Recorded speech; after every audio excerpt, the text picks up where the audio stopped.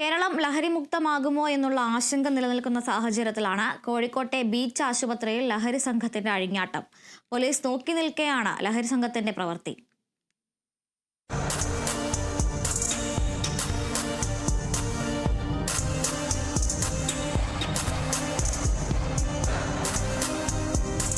സാധാരണക്കാർ ആശ്രയിക്കുന്ന ആശുപത്രിയാണിത്.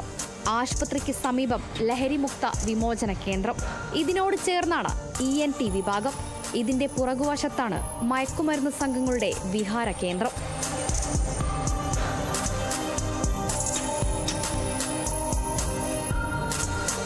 മയക്കുമരുന്ന് സംഘങ്ങൾ വലിച്ചെറിഞ്ഞ സിറിഞ്ചുകളാണിവ.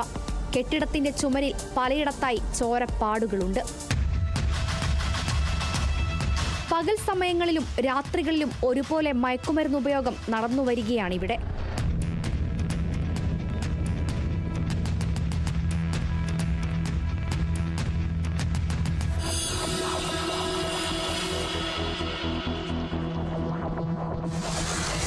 മയക്കുമരുന്ന് ഉപയോഗം കഴിഞ്ഞ് സിറിഞ്ചുകൾ അലക്ഷ്യമായി ഉപേക്ഷിച്ചതും കാണാം.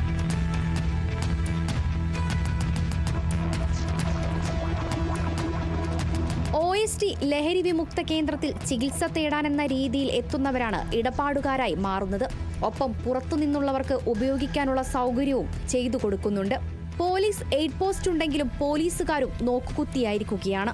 അതുകൊണ്ട് തന്നെ മയക്കുമരുന്ന് ഉപയോഗിക്കുന്നവർക്ക് ഏറെ സുരക്ഷിതമായ സ്ഥലമാണിവിടം. തമ്മിൽ അടിപിടിയും തെറിവിളികളുമാകുമ്പോൾ ആശുപത്രിയിലെത്തുന്നവർക്ക് ഏറെ ബുദ്ധിമുട്ടുണ്ടാകുന്നു. മയക്കുമരുന്ന് സംഘങ്ങളെ തടയുന്നതിന് പകരം അവരെ വളരാൻ അനുവദിക്കുന്ന തരത്തിലേക്കാണ് കാര്യങ്ങൾ പോകുന്നത് എന്നതിന്റെ തെളിവാണിവിടം. ഭരണകൂടം ആരെയാണ് വളർത്തുന്നത്? ആരെയാണ് പേടിക്കുന്നത്? ആരോഗ്യ വകുപ്പിന്റെ കീഴിൽ പോലീസ് സംരക്ഷണത്തിൽ ഒരു ലഹരി കേന്ദ്രം. രാഹുൽ മക്കടയ്ക്കൊപ്പം അഭിന പിച്ചർക്കൽ, കേരള വിഷൻ ന്യൂസ്, കോഴിക്കോട്.